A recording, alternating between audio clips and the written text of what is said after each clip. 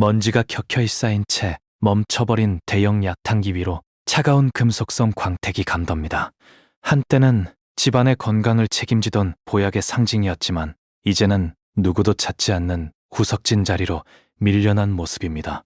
점심시간임에도 환자 한 명 없이 정적만 흐르는 종로, 어느 오래된 한의원의 대기실 의자는 그저 차가운 공기만을 머금고 있었던 거죠. 하얀 가운을 입은 노년의 한의사가 떨리는 손으로 폐업 신고 서류에 도장을 찍는 순간 그 적막함은 마치 한 시대의 종말을 고하는 비명처럼 들렸습니다.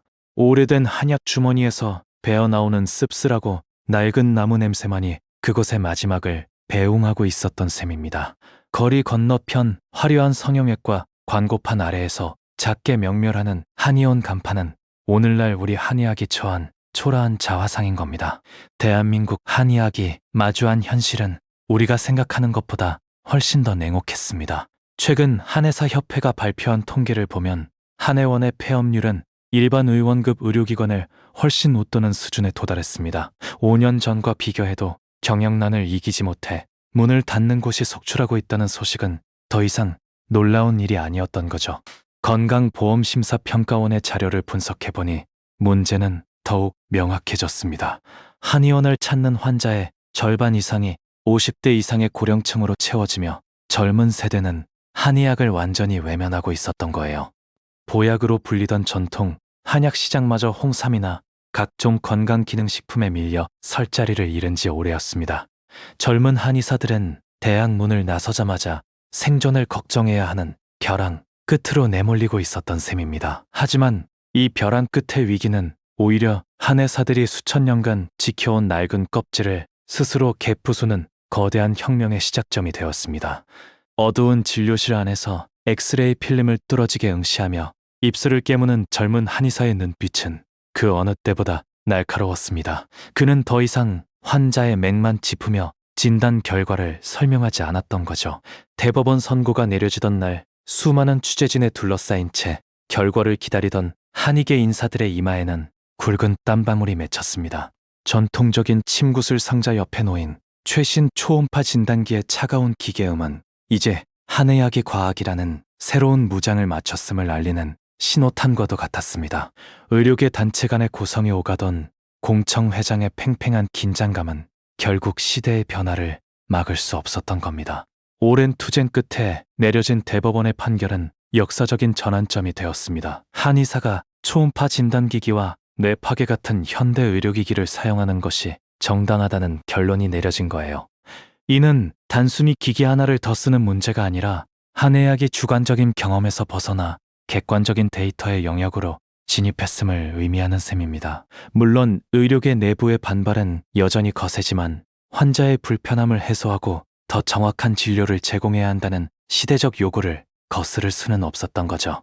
대학 강의실에서는 이제 고리타분한 경전 대신 복잡한 데이터 분석 도표를 놓고 열띤 토론이 벌어지고 있었습니다. 경험을 넘어 과학으로 증명되는 한의학을 만들기 위한 젊은 한의사들의 반란이 시작된 거예요.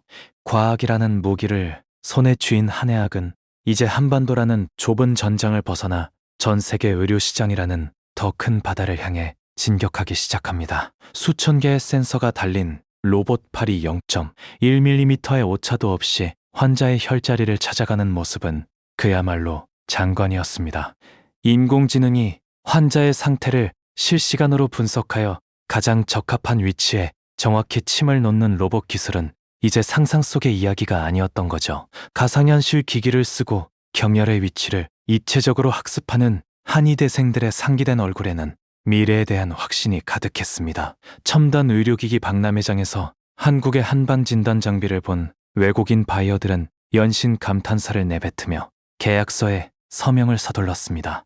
연구실 안에서 신비로운 형광빛을 내뿜으며 추출되는 천연물 성분들은 이제 전 세계가 주목하는 신약의 원료가 되고 있었던 셈입니다. 이러한 기술적 진보는 산업의 구조 자체를 바꿔놓았습니다. 이제 골목 안의 작은 한의원들은 사라지고 표준화된 진료 시스템과 투약 프로세스를 갖춘 대형 한방 프랜차이즈들이 그 자리를 대신하고 있습니다. 알레르기 비염이나 요통 같은 질환에 대해 전국의 어느 지점에 가더라도 동일한 수준의 고품질 진료를 받을 수 있는 체계가 잡힌 거예요.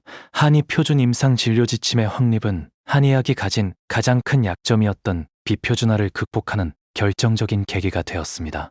이제 환자들은 자신이 어떤 치료를 받는지 데이터로 확인하며 신뢰를 쌓아가고 있었던 거죠. 스마트워치를 통해 분석된 개인의 체질 데이터가 한의사의 모니터에 실시간으로 전송되는 시대가 열린 겁니다. 한국의 기술력이 집약된 이 놀라운 장비들은 이제 실크로드를 타고 전 세계인의 건강 지도를 다시 그려나가고 있습니다. 중동의 끝없는 사막 한가운데 세워진 한국형 한방병원의 화려한 외관 위로 태극기가 펄럭입니다. 오일머니로 가득한 중동의 왕족들이 전용기를 타고 날아와 한국 한의사에게 침 치료를 받는 풍경은 이제 낯선 일이 아니었던 거죠. 뉴욕 맨해튼의 고급 진료실에서 한국의 침수를 경험한 미국인 환자가 엄지를 치켜 세우며 만족해하는 모습은 K-메디의 위상을 그대로 보여주었습니다. 수조원의 가치를 지닌 천연물 신약의 특허 서류 뭉치가 전 세계로 수출되기 위해 비행기에 실리는 장면은 그야말로 대한민국 의료 산업의 쾌거라고 할 수 있었습니다. 우리가 단순히 대한의학으로만 생각했던 한의학은 이제 전 세계 학계에서도 그 과학적 근거를 인정받고 있습니다. 기능적 자기공명 영상을 통해 침 치료가 뇌신경의 특정 부위를 조절한다는 메커니즘이 규명되면서 전 세계 과학자들이 한국의 연구 결과에 주목하고 있는 거예요. 한국 한의학과 일본 칸포 의학계가 손을 잡고 동양의학의 글로벌 표준을 선점하기 위해 공조하는 모습은 새로운 의료 실크로드의 탄생을 의미하는 것이었습니다. 이제 한국의 한의학은 단순히 질병을 고치는 기술을 넘어 수조 원대의 부가가치를 창출하는 핵심 국가 산업으로 우뚝 섰던 셈입니다. 전 세계가 한국의 침술과 약재에 열광하는 이유는 그것이 가장 자연적이면서도 가장 과학적인 해답을 제시했기 때문입니다. 이 화려한 세계 정복의 역사는 이제 우리에게 건강에 대한 근본적인 질문을 다시 던지게 합니다. 석양이 붉게 물든 도심의 빌딩 숲 사이로 한의원을 나서는 할머니와 손자의 웃음소리가 정겹게 울려 퍼집니다. 최첨단 데이터 분석기 앞에서 자신의 건강 지표를 확인하며 안도하는 청년의 얼굴에는 더 이상 한의학에 대한 거부감은 찾아볼 수 없었습니다. 오래된 고서에 한자 문구와 컴퓨터 모니터의 복잡한 코드가 겹쳐 보이는 환상적인 이미지는 과거와 미래가 완벽하게 조화를 이룬 현재의 우리 모습을 상징하는 것만 같았습니다.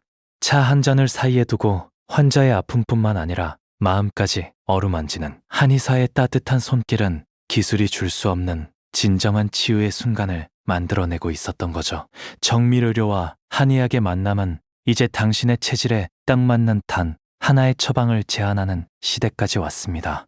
질병이라는 현상만 보는 것이 아니라 사람이라는 본질을 꿰뚫어 보는 전율적 치유의 철학은 스트레스에 지친 현대인들에게 가장 절실한 위로가 되고 있습니다. 고령화 사회로 접어든 우리에게 한의학은 막대한 의료비를 절감하고 삶의 질을 높일 수 있는 가장 지혜로운 대안이 될 것입니다. 전통은 박물관에 갇혀 있을 때가 아니라 우리 삶의 문제를 해결할 때 비로소 그 가치가 빛납니다. 당신의 몸을 가장 잘 아는 천년의 지혜는 이미 과학이라는 옷을 입고 우리 곁에 와 있습니다. 천년의 시간을 버텨온 지혜는 이제 과학이라는 가장 날카로운 칼날을 품고 우리의 내일을 지키는 가장 든든한 방패가 될 것입니다.